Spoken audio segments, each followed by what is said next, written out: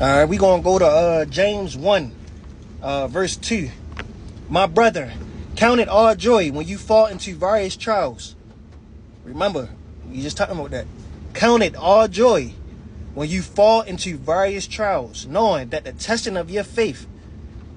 So whenever we going through hard times and good times, it's the testing of our faith, because sometimes we might have a lot of good and we might slip away from the grace of God and start to, marvel at his works and, take advantage of it.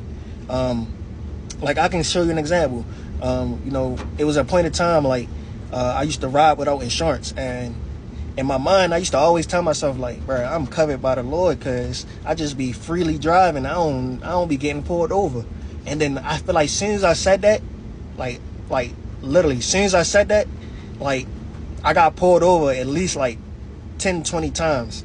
Like, and that's because, during that time, I was giving the shout out to the Lord, saying like, oh, I'm covered. But at the same time, I was like still not, doing what I supposed to do, because I was thinking I was covered. You know what I'm saying? So when you fall into various trials, knowing that the testing of your faith produce patience, but let patience have its perfect work. Remember I said faith and patience, they work hand in hand. You know what I'm saying? So in verse 3, it's telling us, knowing that the testing of your faith produce patience, but let patience have its perfect work, that you may be perfect and complete, lacking nothing. And if any of you lack wisdom, let him ask of God, who gives to all liberally and without reproach, and it will be given to him. So like sometimes, it's good, at the heat of the moment, to accept the blows life is giving you, and, remain silent, so that, your tongue will not cause wickedness. So we're going to go to Psalms 39, verse 1. I said, I will guard my ways, lest I sin with my tongue. I will restrain my mouth with a muzzle. While wicked are before me, I was mute with silence. I held my peace even from good, and my sorrow was stirred up. My heart was hot within me. While I was musing, the fire burnt. Then I spoke with my tongue. Lord, make me to know my end, and what is the measure of my days, that I may know how frail I am. Indeed, you have made my days as handbreadths, and my age is nothing before you. Certainly every man is at his best state, is but vapor.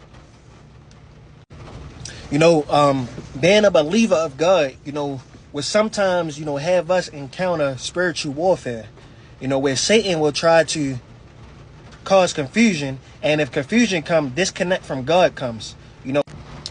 We start that by, Paul, he mentions in 2 Corinthians, verse 10, now I myself pleading with you by the meekness and gentleness of Christ.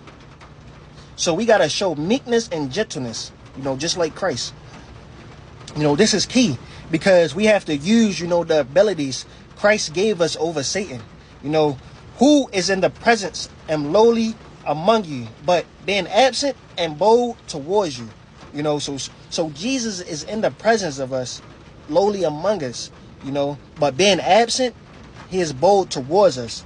But I beg you that when I am present, I may not be bold with that confidence by which I tend to be bold against some who think of us as we walk according to the flesh.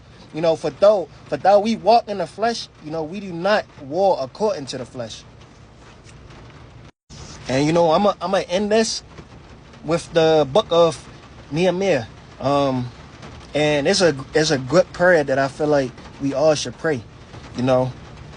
And I said, I pray, Lord God of heaven, O great and awesome God, you who keep your covenant and mercy with those who love you and observe your commandments, please let your ear be attentive and your eyes open, that you may hear the prayer of your servant, which I pray before you now, day and night, for the children of Israel, your servants, and confess the sins of the children of Israel, which we have sinned against you.